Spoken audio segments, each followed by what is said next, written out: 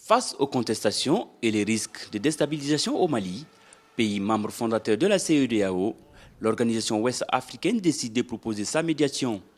Une délégation ministérielle conduite par les ministres des Affaires étrangères du Niger, du Nigeria et de la Côte d'Ivoire a mené des consultations des forces en présence. Tous ont répondu à l'appel de la CEDEAO.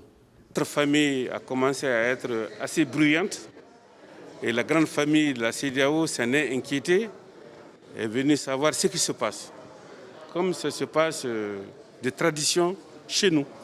Quand il y a beaucoup de bruit dans une famille, les voisins viennent chercher à savoir ce qui se passe. Donc la CEDEAO est venue chercher à savoir ce qui se passe. Nous avons le souci de l'épanouissement de notre pays et nous avons le souci également de la stabilité au-delà de nos frontières.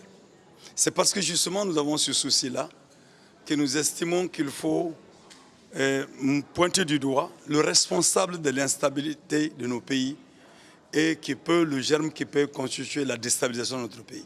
La CEDEAO a dans son communiqué final proposé plusieurs pistes de solutions en rapport avec le verdict contesté de la Cour constitutionnelle.